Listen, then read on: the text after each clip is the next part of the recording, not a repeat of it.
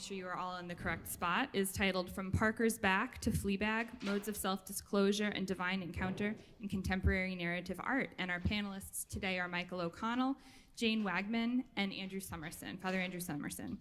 My name is Kathleen McNutt. I'm the graduate assistant at the Hank Center for the Catholic Intellectual Heritage, and on behalf of the Hank Center, I'd like to welcome you all today.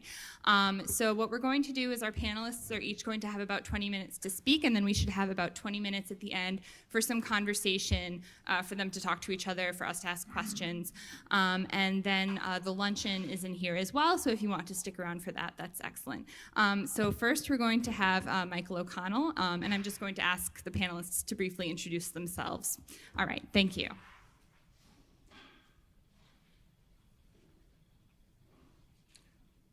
Where's the mouse? Aha, okay. It's a little awkward. Okay, so I'm Michael O'Connell. I'm a assistant professor at Siena Heights University in Adrian, Michigan. I went to grad school here at Loyola. So,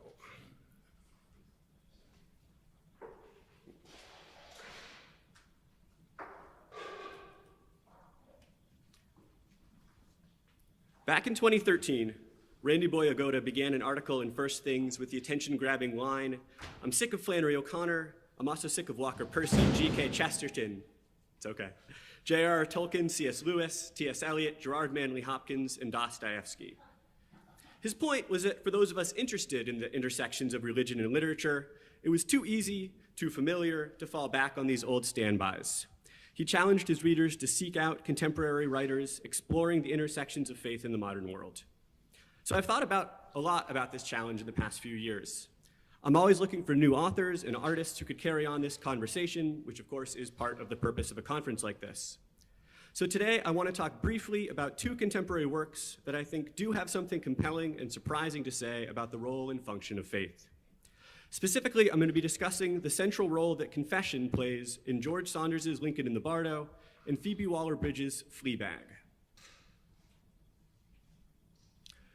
Both works are popular and critically acclaimed. Saunders' novel won the 2017 Man Booker Prize, and I'll be very surprised if season 2 of Fleabag doesn't come home with a bucket full of Emmys. I think it's on Sunday. It was nominated for 11 this year for everything from writing to directing to acting to overall best comedy.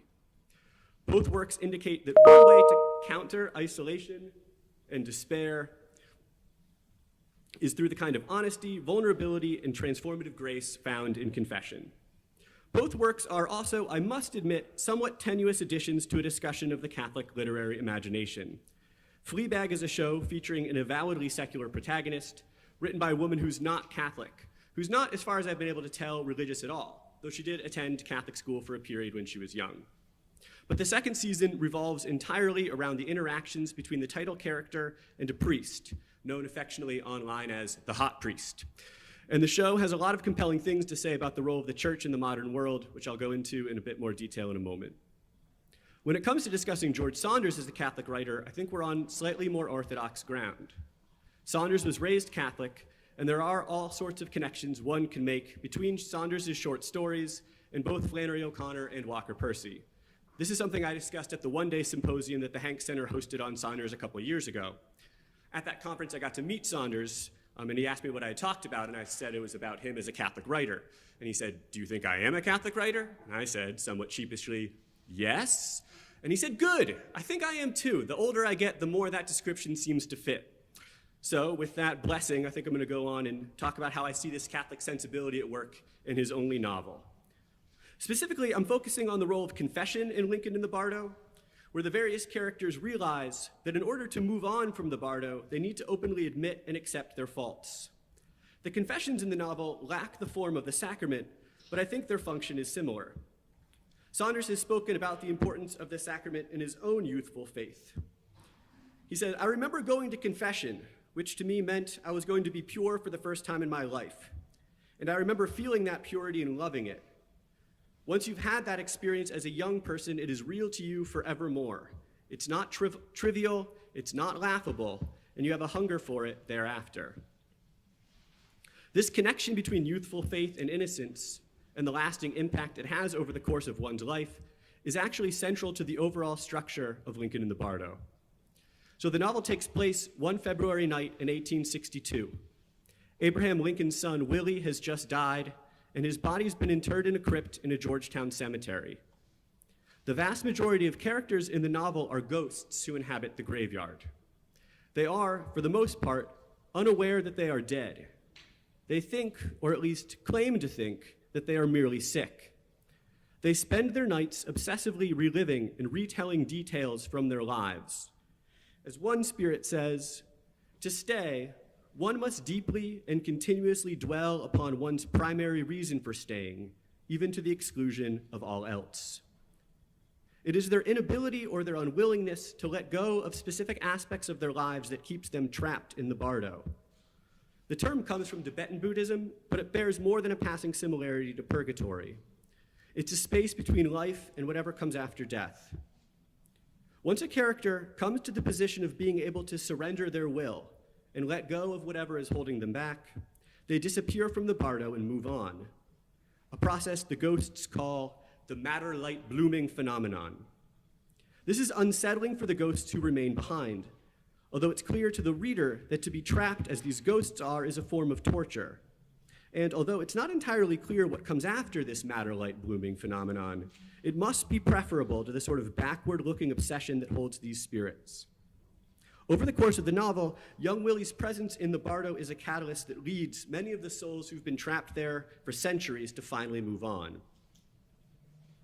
For reasons not entirely explained, adults can linger in the bardo indefinitely, but it's forbidden for a child to remain behind. If a child does, they experience a more overt form of torment. So Willie was ready to move on, but then his father shows up in the graveyard in order to hold the boy's body.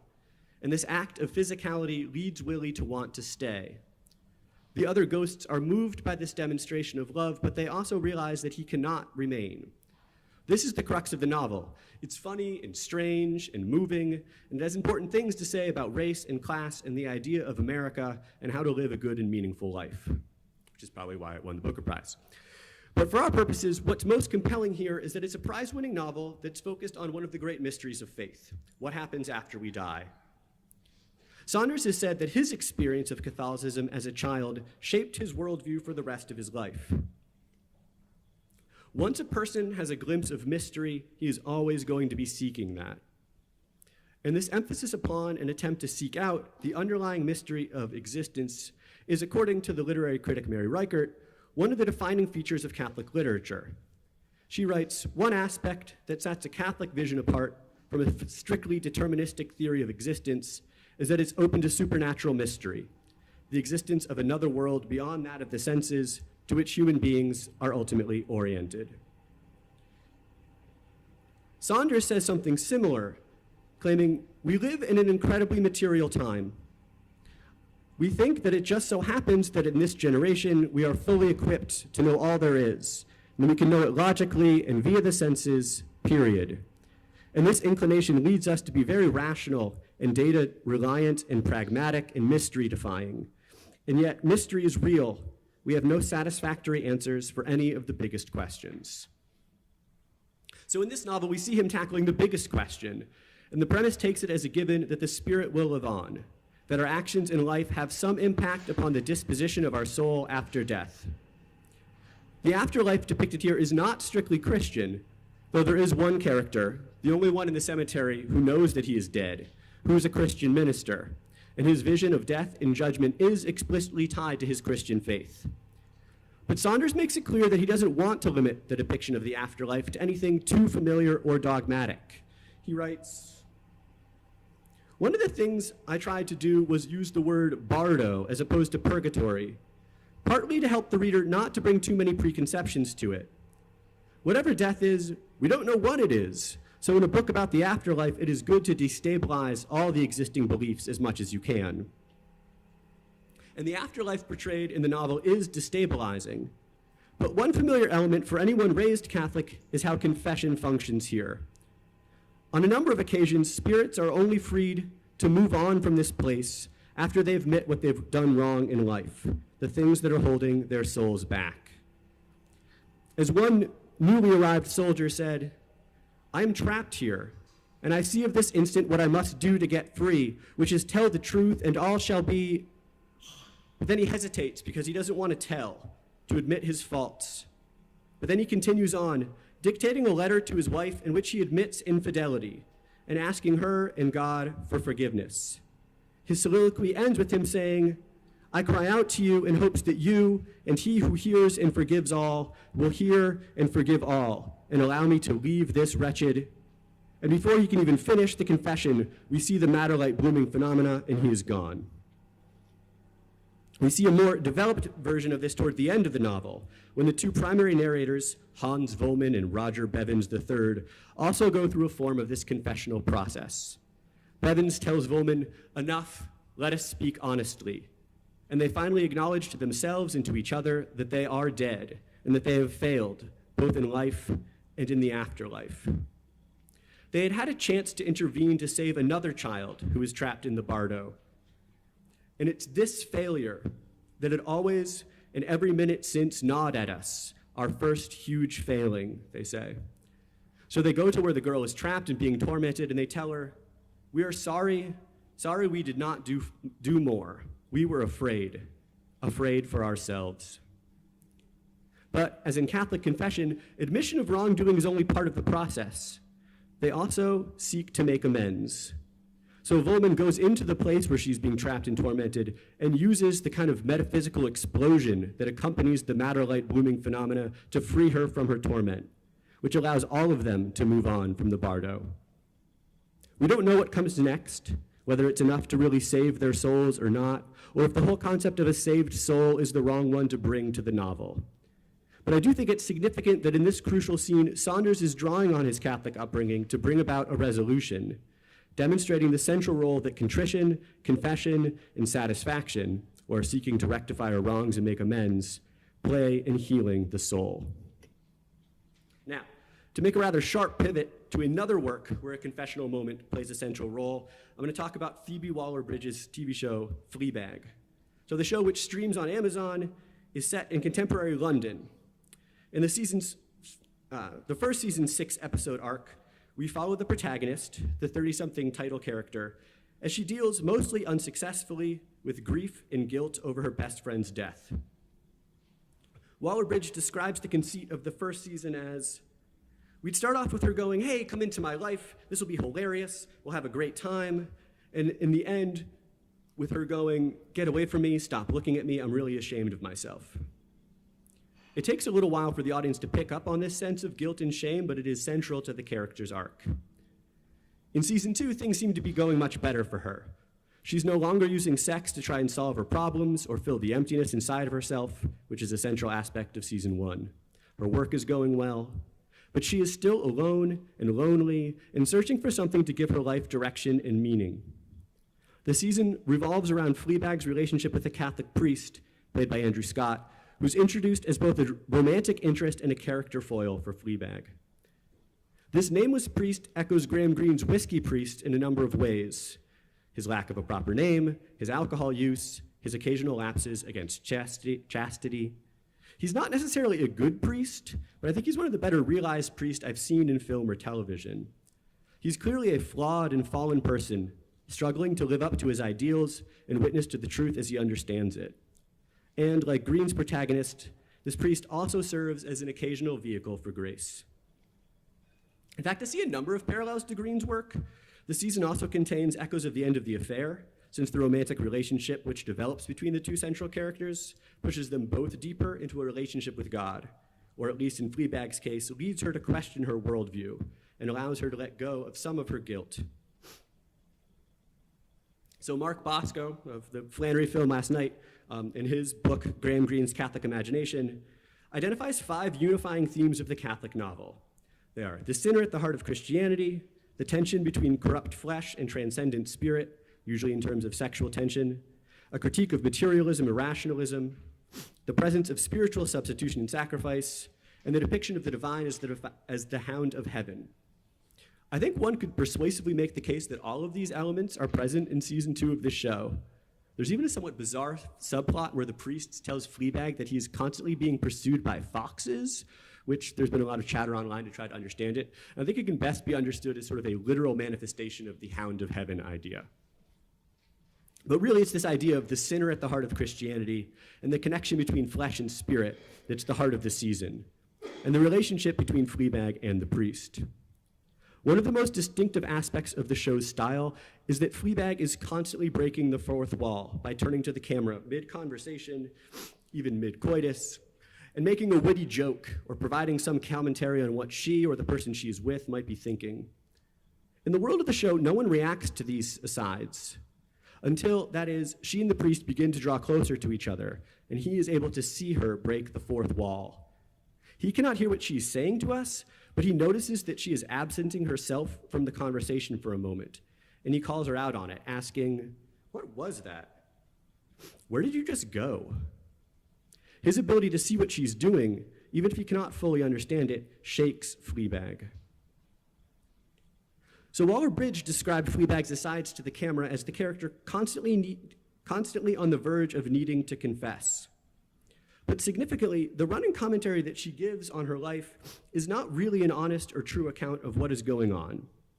Rather, she absents herself from being fully present in her life in an attempt to control and shape her narrative, while at the same time performing it for an audience, whether that audience is us, the viewer, or the people that she is superficially interacting with, or perhaps even herself.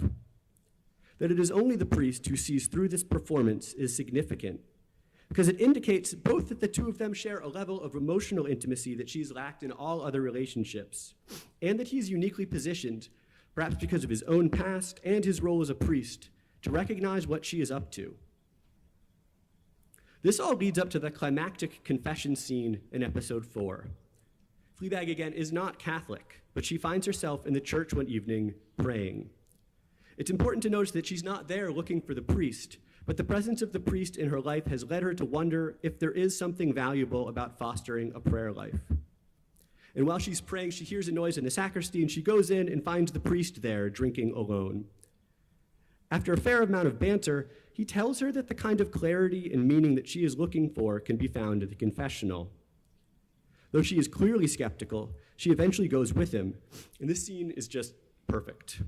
After running through the standard form of the sacrament, confessing to sex outside of marriage and blasphemy, and a number of other common sins we've seen her commit, she begins to finally let down her ironic guard, admitting how lonely and broken she feels.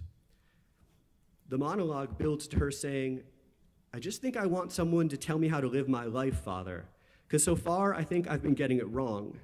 And I know that's why people want people like you in their lives, because you just tell them how to do it.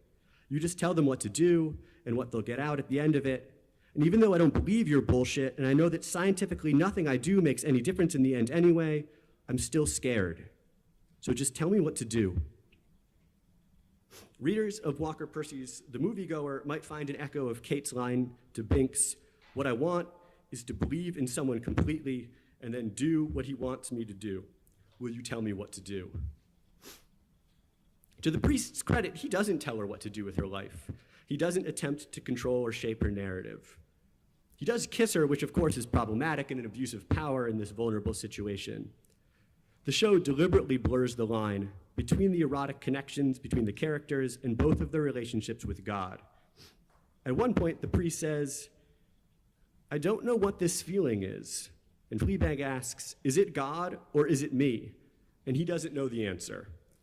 This is the classic Catholic moment, blurring the line between desire for the beloved and a desire for God, leading us to ask what, if any, is the difference.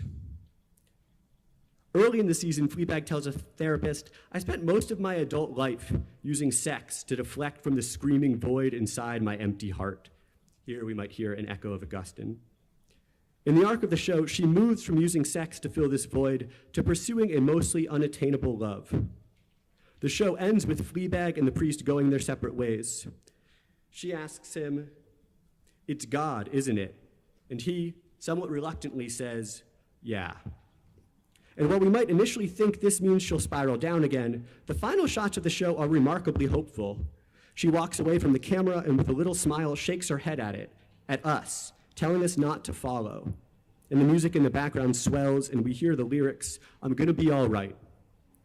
Her ability in this last moment to turn away from the fourth wall indicates that she's done distancing herself from her own life, that she no longer needs to try to craft a persona to reshape her experiences as funny and witty and clever. She can perhaps move from performativity to authenticity, and like Saunders' lost souls, come to speak honestly and find some measure of peace. And perhaps, like Bendrix before her, she will ultimately follow her unattainable beloved toward some sort of relationship with the divine. Thank you. I'm a high school teacher and writer living in South Bend, Indiana, where I completed my MA in English Literature at the University of Notre Dame. And hopefully this will dovetail nicely with the previous talk. It is also on confession and modes of reading in a few different works of literature. All right, so to begin.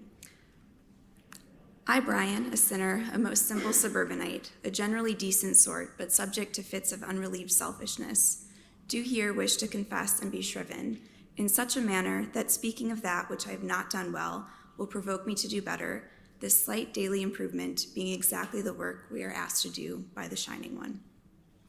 So begins Brian Doyle's Confessio, published in the August 2012 edition of the Christian Century and now housed online. It is a short litany of ordinary sins conveyed in a simple, direct style, interspersed with a repeated refrain, Obsecrod mihi agnoscus, I beg to be forgiven. There are many striking things about such a confession, including the way in which the speaker casts his own sins as fits of unrelieved selfishness. The position of the self, the speaker, the historical writer, the audience to whom he is speaking, and the relationship of those multiple selves to one another form a central problematic for confessional literature. Doyle's opening to Confessio brings this to the forefront, spurring a number of questions. Who is supposed to receive this confession and why? What are we meant to do with it? Is there anything more self-focused than a confession, particularly one that begins with identifying the speaker by name, a name that is the same as its author? Is there a space for the reader in this piece at all if its stated purpose is to provoke the speaker to do better? The answers, I'll argue, lie as much in the disposition of the reader as in the crafting of the text. After all, confessional literature is a nebulous category at best, encompassing writers from St. Augustine to Robert Lowell. So rather than address confession as a genre, I'd like to focus on the ways in which readers receive confessional writing in its various forms. In particular, I'll argue that a sacramental view of reading opens up such texts by calling our attention to moments of mystery and communion, moments facilitated by slips in voice, ineffability, and, at times, an uncomfortable accompaniment in suffering. I'll begin by describing how a sacramental reading fits into critiques of symptomatic reading, particularly the psychoanalytic tradition. Then I'll show how a sacramental reading can inform our understanding of three works of literature. I'll conclude with a brief reflection on how the digital age has impacted our view of readership and confession, which underscores the need for attentiveness to how texts develop or preclude relation. Critiques of symptomatic reading are certainly not new, with Marcus and Best's introduction to surface reading in representations dating back a decade now, and engagements with Ricoeur's hermeneutics of suspicion extending back farther still. Commonly associated with the works of Marx, Freud, and Nietzsche, which subsequently gave birth to the fields of Marxist and psychoanalytic literary theory, symptomatic reading operates from the assumption that a text's meaning is suppressed below its surface. The goal of the critical reader is to unmask, uncover, or diagnose the meaning which the text unknowingly obscures. Rita Felsky's The Limits of Critiques takes up this conversation and, as her title suggests, points out the limits of such an approach, which has predominated literary criticism for decades. Felsky doesn't seek to attack a hermeneutics of suspicion, but rather to describe its methods and motivations, as well as its shortcomings. Namely, Felsky argues that as much as suspicious readers claim critical distance, they are spurred by the affective experience of unmasking the text. While a stance of superiority over the text can produce insightful and oftentimes pleasurable readings, it also comes at a cost. Referencing the work of Alexander Shand, Felsky notes that while the consequences of suspicion for the individual are often beneficial, its implications for communal life can be catastrophic. An elusive emotion that combines elements of fear, anger, and curiosity, suspicion constitutes an asocial form of affect that sows the seeds of division and conflict. In confessional works, then, suspicious reading finds two footholds. First, in the reader, who does not take the surface of the confession at face value, but rather distrusts its apparent openness and seeks to find what the speaker withholds. And second, in the speaker, who, self-aware of the reader's gaze, attempts to preempt such a diagnosis. Both the reader and the speaker, then, are susceptible to the asocial form of affect that Felsky describes. In contrast, the Sacrament of Reconciliation is relational in nature. In spite of the very private form it takes within the confessional and under the seal of confession, the sacrament is oriented towards communion, a communion of sinners, and, in the moment of absolution, a communion of saints. Psychoanalysis and the Sacrament of Reconciliation therefore provide two distinct frameworks for reading confessional works of literature. Unlike psychoanalytic reading, sacramental reading works to transcend the asocial self and find, in the moment of reading, a sense of mystery and communion. To further develop this distinction, I will place writer and mystic Adrian von Speer's description of confession alongside Felsky's analysis of suspicious reading. In doing so, I will describe a type of surface reading, or, to use Ricoeur's language again, a hermeneutics of trust that takes as its starting point the sacramentality of the encounter facilitated by the text. Like Felsky, von Speer acknowledges the limitations of a psychoanalytic response to confession.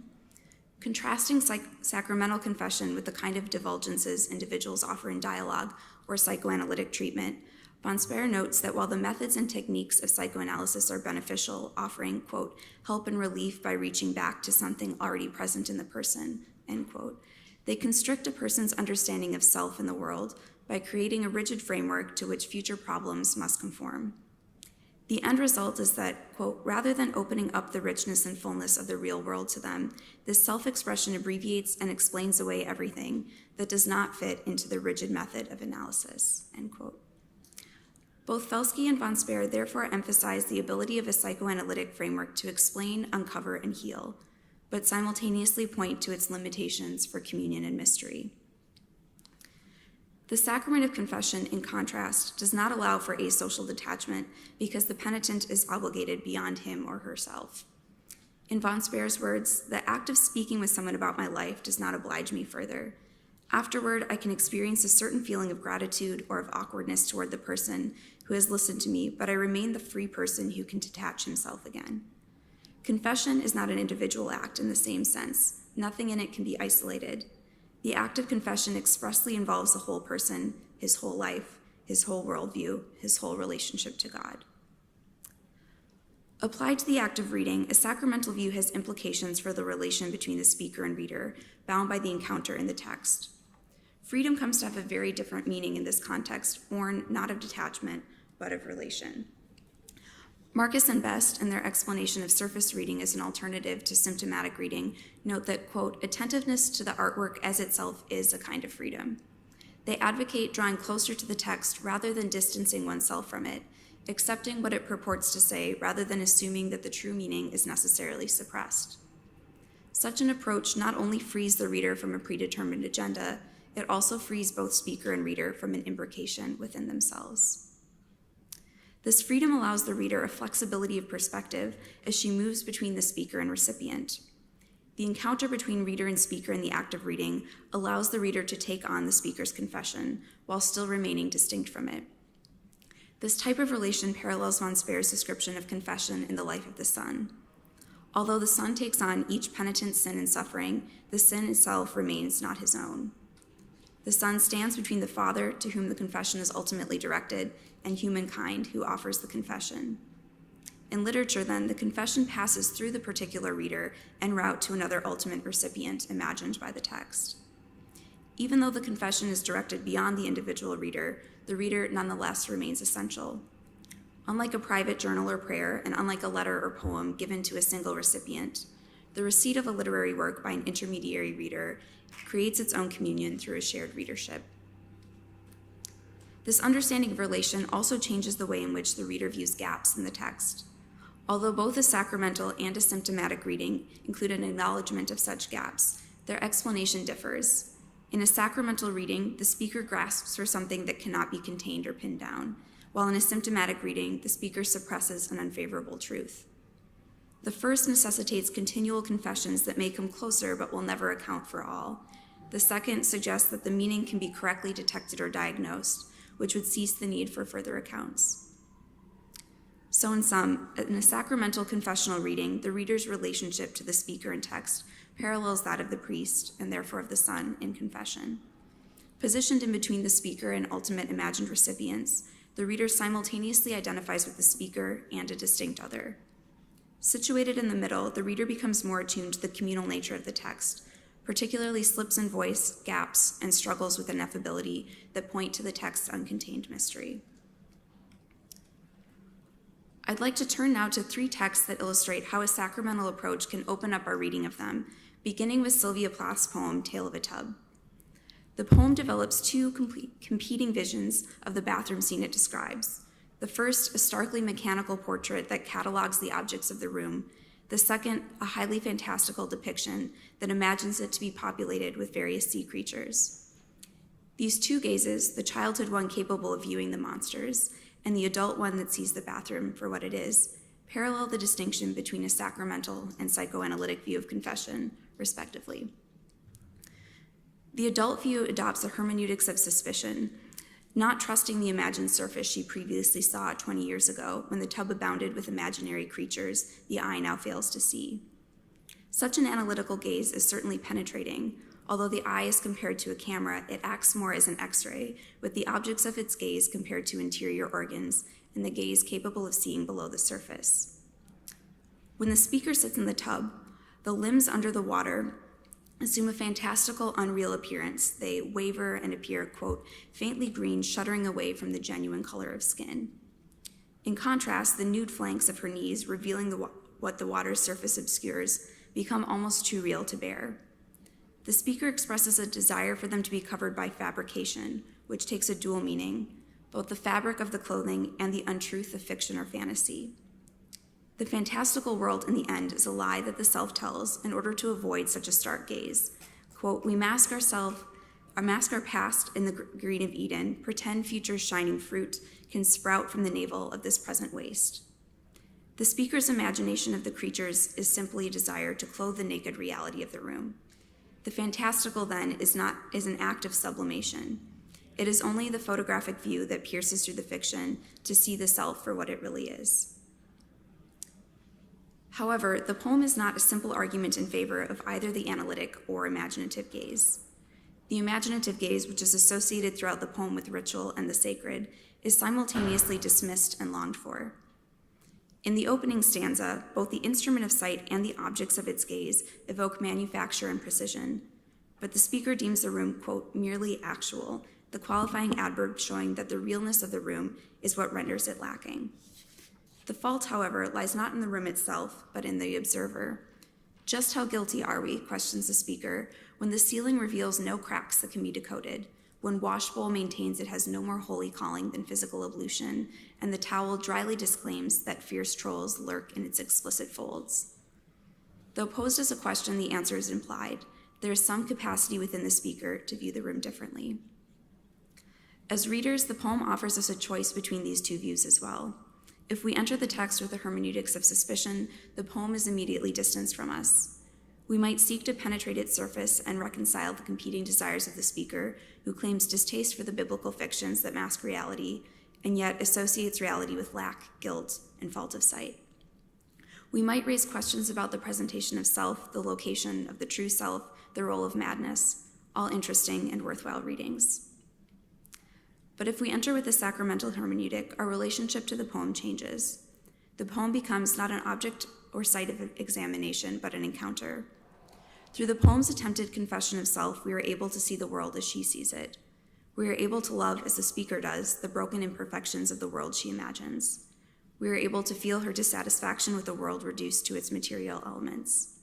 We are able to see that, in spite of the speaker's dismissal of the imaginative gaze, there is a longing for the mystery it engenders, a longing for more than the merely actual, a longing for a transcendent that is also real. In the end, the speaker disavows that such a transcendent real exists in life, although it does exist momentarily in the poem she has created. The act of reading that poem then becomes an encounter not just with the speaker, but with the imagined world she describes. The poem ends with the lines, "In faith we shall board our imagined ship, and wildly sail along sacred islands of the mad till death shatters the fabulous and makes us real." With the conclusion of the poem, the shattering is enacted for us. The fantastical world it has created ends, as our reading does.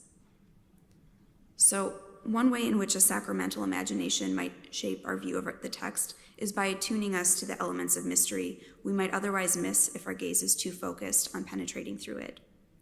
Tale of a Tub contains both of these gazes, but texts can also evince views that purposefully close off communion or curtail mystery. David Foster Wallace's short story, The Depressed Person, does both, showing how the protagonist's solipsism and symptomatic reading of her own life contribute to her pain. Though not confessional literature in a traditional sense, the story depicts the continual attempts and failures of confession by the protagonist, who is referred to throughout the piece simply as the depressed person. She offers her confessions of terrible and unceasing emotional pain to several audiences: her therapist, a collection of acquaintances, and, of course, the reader. Both the therapist and the depressed person herself engage in a psychoanalytic discourse to explain the origins of this pain, but the depressed person's most recurring concerns are about her inability to communicate her pain to others and the imposition she places on the individuals to whom she confesses. The depressed person's hyper-awareness prompts her to anticipate and address her friends' responses before they are ever given, and the text does the same with the reader, continually preempting objections the reader might hold. As the story follows the depressed person's increasing sense of isolation from others, the narrative form and structure mirror the inward nature of her confessions. The long, convoluted sentences are interrupted with lengthy footnotes, all told in the same third-person voice. Throughout the story, the distance between this voice and the depressed person is slight, to the extent that it reads like a continuous stream of free and direct speech. The last sentence solidifies the closeness of this voice by posing the question, how is she to decide and describe, even to herself looking inward and facing herself, what all she'd so painfully learned said about her? The question casts the story as both self-directed and self-referential, dissolving the boundary between the narrative voice and its subject, so that the depressed person becomes all parts of the social act of reading: the subject, the narrator, and the reader. The final question suggests that the third-person narrative voice is the depressed person's own, rendering the entire story a narcissistic internal narrative directed at herself. In a story so close to relation, a sacramental reading takes a different form, that of accompaniment. Zadie Smith, in an essay on Wallace, notes that the story's form creates a depressive affect for the reader, so that, quote, when you're reading the depressed person, you're forced to run her recursive thought processes through your own head, to pursue self-serving self-hatreds through those endless footnotes, to speak with her that absurd therapy speak, to live with her in the suffocating solipsism of her mind, end quote. Smith notes that Wallace's recursive sentences operate on the reader by producing an infinity that is horrific, that, quote, has been turned inward and burrows wormholes in the self. In spite of the depressed person's inability to communicate her pain directly, the form, rather than the content, does communicate it when the reader encounters the text. We also experience her pain of non-relation in this encounter, as we come to understand the depressed person, even as she continues to deny the possibility of such understanding. But as Smith notes, suffering is part of the point. In direct contrast, then, to the depressed person, Brian Doyle's poetry collection, How the Light Gets In and Other Epiphanies, welcomes the reader into the text. Doyle is a confessional writer of a different sort. In the first poem of the collection, Poem for Your Wife After Years of Marriage, he lays bare not what is shocking or socially inappropriate, but rather what is simultaneously order and inexpressible. The poem is in many ways an anti-confession. Years of marriage make confession seem unnecessary, what, after all, could be unknown between husband and wife after so long. And the first line of the poem casts all the subsequent confessing as hypothetical, saying, here's what I would like to say to you that I never say to you. So nothing need be said, and in a way nothing is, except that the opposite is also true. There is much that the speaker feels compelled to say that normally eludes words, but he will speak now anyway, burbling along, in the hopes that he conveys something of what he means, namely love of his wife. Although he acknowledges barriers to communication just as the depressed person does, the barriers are not anti-relational, but rather a sign of mystery. And where are we, the readers, throughout all of this? Doyle's second person offers the perfect entrance into the poem, both as speaker and as recipient. The title of the poem states that it is a poem for your wife after years of marriage. Forget that you are not the speaker and possibly have no wife after years of marriage. The poem's title makes the speaker's experience your experience, confessed and spoken by you as well. But even as you speak it, you receive it too. Following the title, the poem apostrophizes the wife. It is what the speaker would like to say to you. And so you become also the wife, the one to whom these things are said. Herein lies the primary mystery of a sacramental reading, that the reader becomes like the confessional son, who is one person with two natures. The individual reader does not cease to be, and yet she is both the speaker and the ultimate recipient. The son likewise does not cease to be one person, but he takes on both the human and the divine. He identifies with the confession of sin even though it is separate from him. He receives the confession of sin even though it is ultimately directed to the Father. In the Sacrament of Confession, the priest stands in this role. In the sacramental literary imagination, the reader. So a few final thoughts. In the digital age, it has become increasingly easier to be unmindful of the relations initiated by the written word. The self-referential asocial disposition illustrated by the depressed person is easy to assume, particularly when confessions take the form of online postings to a large amorphous public. Confessions of self often become no more than a means of defining one's identity to oneself, for oneself, professing a desire for community while asserting individual experience to the extent that the speaker denies the possibility of being understood. It is equally easy then to read with the hermeneutics of suspicion. When the text places us at a distance, it is easy to maintain that distance. When a text offers a surface that seems too simple, as Doyle's poem, or too fantastical, as Plath's, it is easy to suspect that its true meaning cannot be what it purports, and therefore miss the encounter that it offers. It is not ultimately a case of throwing away a hermeneutics of suspicion, but rather of becoming more aware that this is the dominant hermeneutic in which we operate, and acknowledging, as Felsky suggests, its limits. Plath's poem again serves as an illustration here. The suspicious gaze that sees down to the bone, that diagnoses the underlying psychic motivation, is not necessarily wrong, but it is at some point unsatisfying. And so we turn to other hermeneutics, not because the current one is not good, but because it is not enough. If we return to where we began, with Doyle's Confessio, we'll find an ending that relieves the speaker's previously unrelieved selfishness by calling the reader into relation in spite of the fact that the speaker's sins, both confessed and admitted, remain his own. There are many more things under heaven that I could here confess, but I'm going to use the lovely excuse that time grows short and the end of the page draws near. So I beseech the reader to ascribe many more sins, large and small, to me, and leave them nameless, except to him who knows every feather of every sparrow, and assume my guilt and shame and apologia, and join me here, as we say, in a small voice, but with a wild heart, obsecro ut mihi agnoscus. Thank you.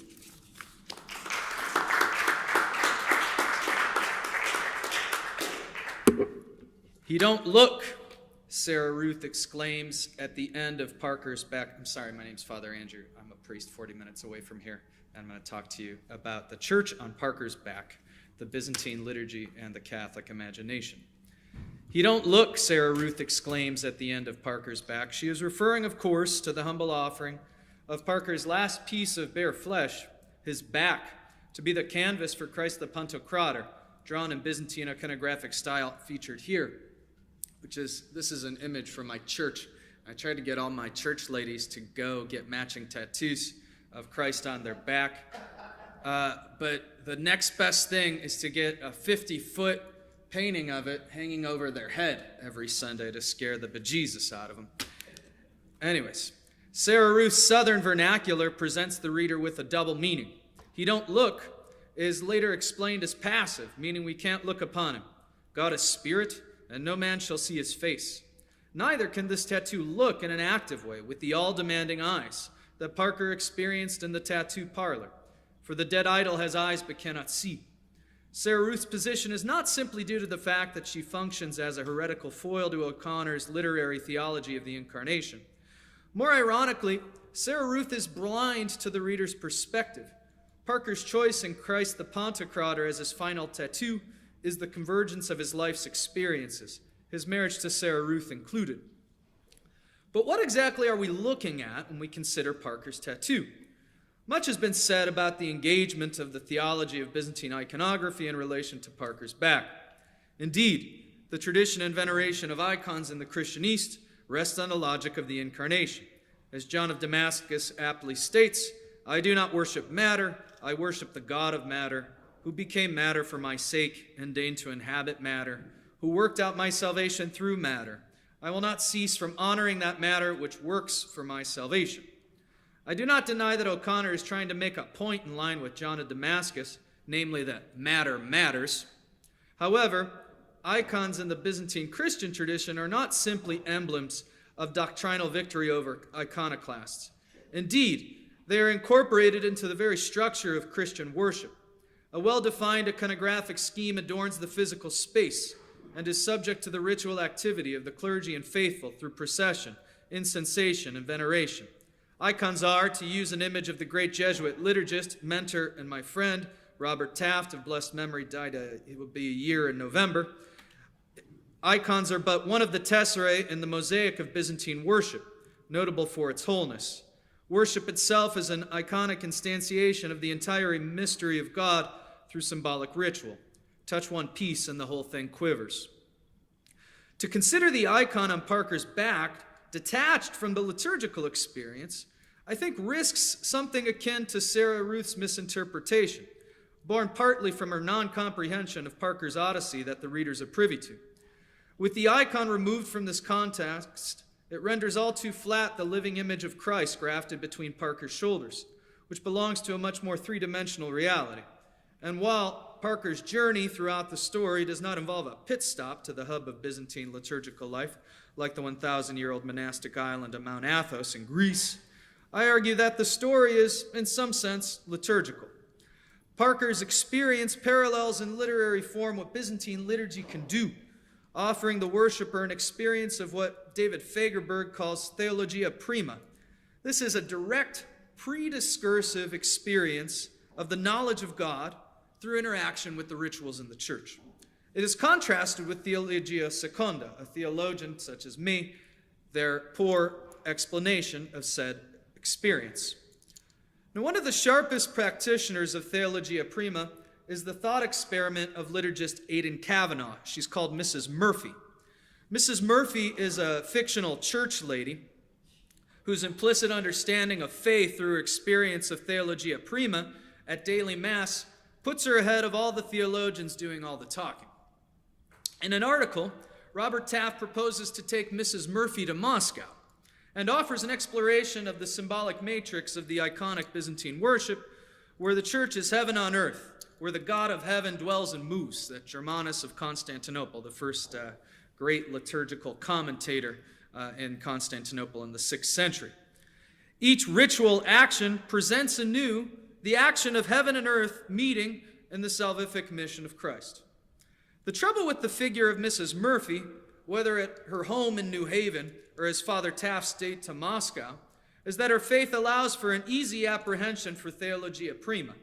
It acts as a horizon of understanding, functioning as a willful suspension of disbelief in order to encounter the living God even in the strangest of rituals.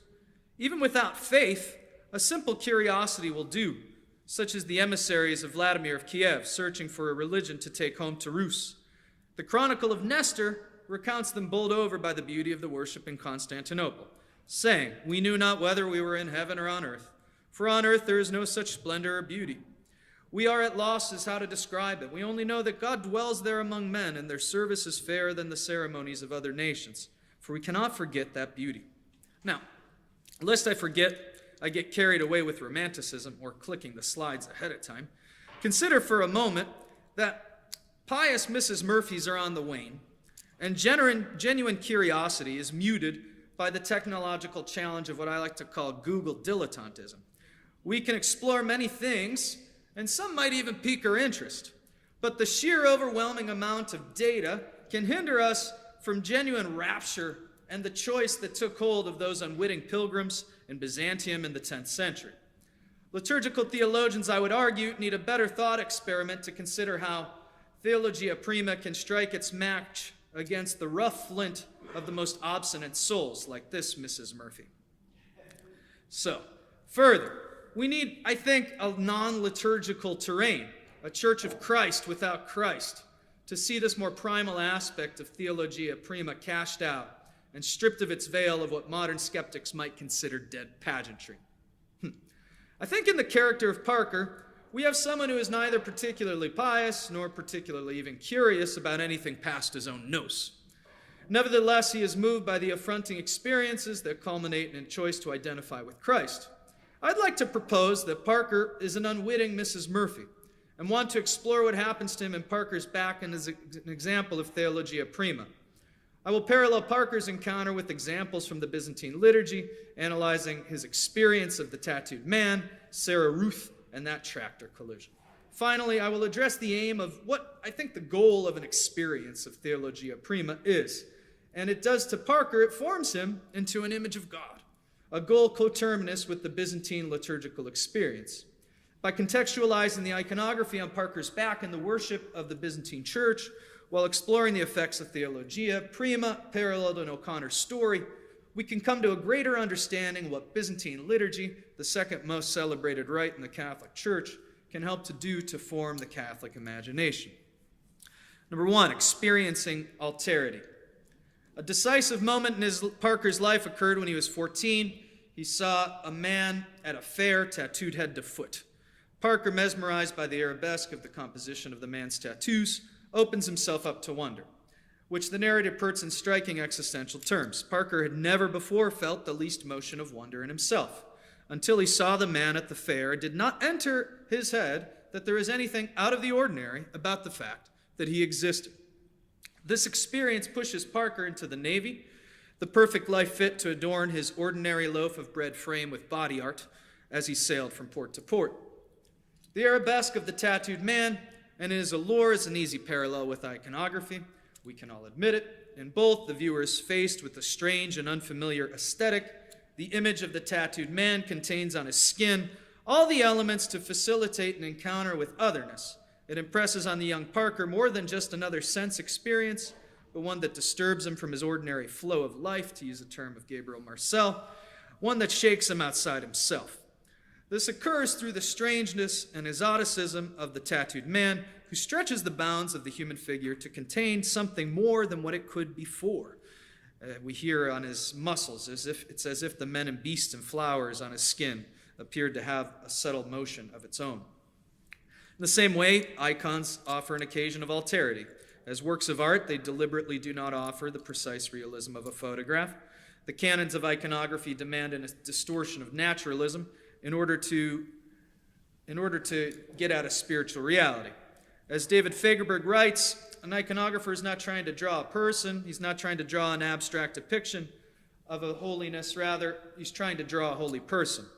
The iconographer is required to construct a figure that holds these realities in tension, and this balancing act amounts to this play with realism, and it facilitates an encounter with alterity.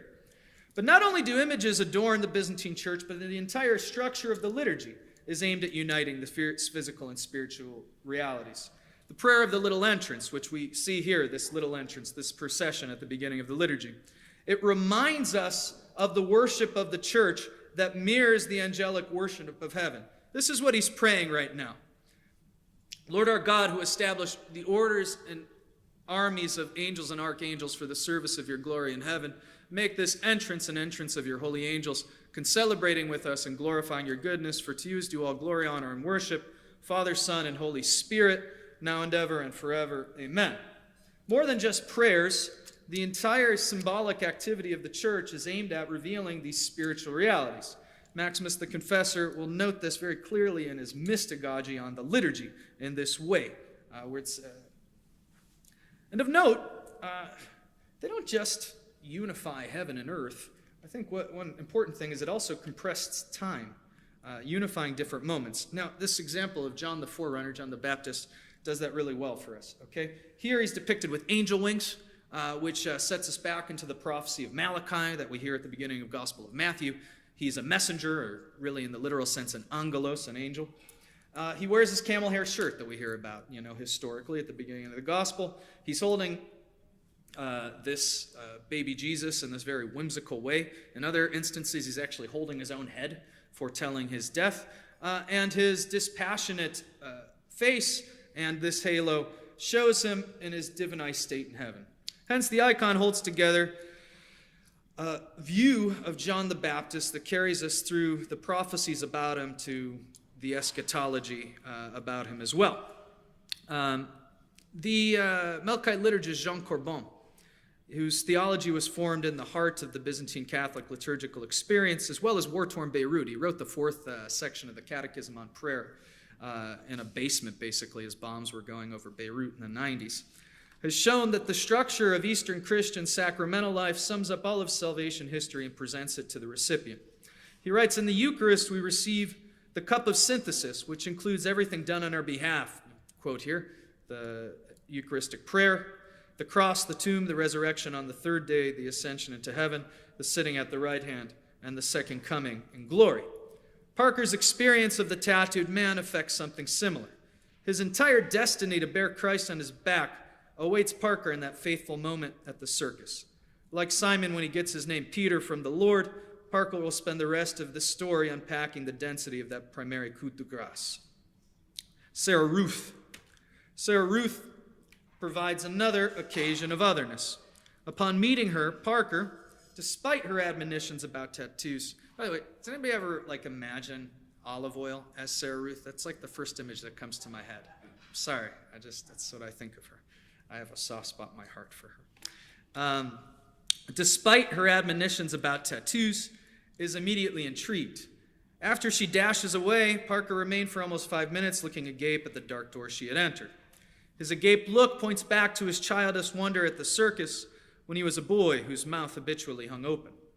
Parker's encounter brings him back the next day, compulsively, like his need for tattoos before. Now he's in need of her attention. O'Connor describes Sarah Ruth as the instantiation of the heresy that one can worship in pure spirit. For this reason, her figure, as described by O'Connor, is unremarkable. She was plain. The skin on her face was thin and drawn as tight as the skin of an onion, and her eyes were gray and sharp like the points of two ice picks. Her hatred for the material world is evident. She can't cook, nor does she want to feed Parker anything substantial. Churches were considered idolatrous, and she batters Parker's back with iconoclastic welts. Sarah Ruth, though, I think is at her most vivid, not in her demeanor, but in her dialogue. Her words cut Parker, whether it's quoting Ecclesiastes, snapping at him, or both. Eventually, the Christian content of her dialogue, however deformed, motivates Parker's choice in tattoo as a sacrificial act for her. Sarah Ruth is not simply a static foil, I think, but an image of the penitential Word of God. The Word of God in the Byzantine Church is also an iconic gesture. The gospel is processed through the congregation during the little entrance at the beginning of the Divine Liturgy. It is kissed during Matins. It is held over the head during the office of the anointing of the sick, and over the priest ordinand at his elevation to the episcopacy. The first part of the Divine Liturgy, just like in the Roman Mass, is the Liturgy of the Word, where the chanters and congregation together sing psalms. The epistle and gospel are processed in the midst of the people. Both readings are not just proclaimed, but sung. Jean Corbin underlines the character of the Byzantine Liturgy of the Word as the proper place for metanoia. He writes, "For Christ, in this instance of the Liturgy of the Word, comes into our assemblies. He touches our heart and summons it to turn around. He knocks at that door. Will we open it to him?" Against this, consider when Sarah Ruth asks if Parker was saved. He coyly replies, "I'd be saved enough if he was to kiss me." For Sarah Ruth, being saved is something like rational assent. For Corbin, this moment of conversion wrought from the Liturgy of the Word demands some sort of encounter. He writes, "Unless it is followed by an exodus, a going forth to the Father's love, it would be just that conversion, a moralistic illusion, and would end in despair." In the end, Parker's flirtatious response, "I'd be saved enough if he was to kiss me," is half right, corresponds with Corbin. To be saved demands both to hear the Word of God, which Sarah Ruth more certainly offers in her dialogue, as well as a tactile encounter with the person. Parker discerns something of that in Sarah Ruth. Her lips are the double-edged sword of the Word. They chastise as well as unite us to that saving truth. A third experience of alterity is Parker's near-fatal encounter with that tractor crash where he worked. The burning tree, the forceful removal of his sandals, and the vocative uttering of God's name is an easy parallel to Exodus 3. Parker, in coming face to face with his mortality, has an epiphany, a manifestation of God's presence. These epiphanies serve as moments of revelation and clarity, able to make sense of the tattered moments of one's life and stitch it together into a narrative. Both the tattooed man and Sarah Ruth provide pieces for Parker, but only with this final moment is he able to unify his experience into a singular sense of vocation. Jean Corbin equally interprets the liturgy as an epiphany aimed at unifying one's life into the continuous worship of God. He writes this way: every celebration of the liturgy is geared to that lived liturgy in which each instant of life should become a moment of grace. The liturgy cannot be lived at each moment, however, unless it is celebrated at certain moments. This fundamental moment of the liturgy gives life and meaning to these other discrete events. Parker's burning bush, then, it's an apt image of liturgical epiphany. It's notable for its particularity. If we think about the burning bush in Genesis 3, there are thousands of bushes on the hills in this half-desert. Why this one? Further, the bush burning without being consumed, it prefigures the true goal of every liturgical epiphany. It's not just to come down and say hi. It's not the sacralization of nature, but truthfully, the union of God and man. I'll go on with Corbin, my friend here. Men and women are his holy land, and the divine glory permeates it all the more profoundly as divine salvation draws closer. The goal of the burning bush in Exodus is not to set a bush on fire, but to set Moses on fire. This is fulfilled in the New Testament. Following patristic Christology, Christ himself is the burning bush who illuminates human nature with the brilliance of his divinity. The incarnate Word is the true burning bush, Corbin writes. The energy of the Word amidst our noise, the light amid our darkness, our life amid our death, is henceforth the fire that leaps forth from the bush. The summit of the Byzantine liturgical experience is a specific epiphany, the epiclesis. In the prayer of the epiclesis, the priest asks that the Holy Spirit descend upon us and upon these gifts lying before us. The us here does not refer to the professional coterie of clergy around the altar, but to the entire people of God and the church. The goal of this epiphany of the Holy Spirit in the Eucharistic epiclesis is not to transform bread and wine, but rather us into the body of blood of Christ through the Eucharistic elements. The flames that licked at Parker's flesh in the field quicken this desire for the masterpiece that will unify these two primary occasions of wonder, the tattooed man and Sarah Ruth. This sends him to the tattoo parlor with the urgency for just God. 2, somewhat of a conclusion. The ascetic dimension of the liturgy. It's fair to ask, what's the point in Parker's liturgical experience? For despite his industrial strength dose of Theologia Prima, his end is somewhat tragic. On one level, it leaves him as a failure. He's rejected by his wife and left lonely under a tree. David Fagerberg has argued that the goal of liturgy is to capacitate us for union with God by opening us up to receive this infinite presence of Him. This activity of capacitation necessarily requires asceticism. Now, rather than grace building on nature, liturgical asceticism will come out, and Fagerberg uses this language, it comes out of an anthropological maximalism. It looks at what man and woman were meant to be at the beginning and sees the command to grow from the image of God into the likeness of God. Understood in these terms, the ascesis of the liturgy aims at chipping away the block of marble to reveal the image of God in each of us. The reason for this asceticism is that oftentimes our intentions at self-disclosure and self-construction end in self-deception, like this Fleabag thought here. Parker's path is one, I think, marked by self-delusion. His attempts to imitate the exoticism of the tattooed man end odd. We're told that the effect of his tattoos was not one of intricate arabesque of colors, but of something haphazard and botched. His self-concept is off, considering himself irresistible to women because of his tattoos. Note his disbelief of Sarah Ruth's displeasure when she initially expresses disdain for his tattoos. Yet, he continues even this self-delusion into marriage, pretending the woman he worked for is interested in order to get a rise out of Sarah. His attitudes toward his wife, oscillate between public complaint and private devotion. He presents himself as a typical irritated husband when he tells the tattoo artist he should have never married her. I should have never have done it. I ought to leave her. She's done and got pregnant. The narrator explores the ironic dissonance as Parker lay in bed at the Haven of Light Christian Mission, where he longed miserably for her, despite what he said to the tattoo artist. Or in the alley after the bar fight. It seemed to him that all along was that what he wanted was to please her. As the story unfolds to its denouement, even Parker's attempt to make a gift to Sarah Ruth via the tattoo misfires, misjudging his wife's religious commitments. It leaves him beaten by the hands of the one he loves and exiled from their common home. In the end, O'Connor's story underscores the violence of this liturgical asceticism. The violence of capacitation for God stretches him, cracks him open, and reforms him into an image of Christ. Following him, as the letter to the Hebrews says, outside the camp to bear the disgrace he bore. For at the end, that's Hebrews 13:13, not 11:11. For at the end of the story, we see Parker thrown out of his house, sitting under the tree, suggesting a very strong parallel to the crucifixion, where Jesus was taken outside the city to hang upon the wood. After a failed attempt to become the tattooed man of his youth, he is stripped of all that he aimed to self-compose, and he is brought back to his adolescent self, crying like a baby.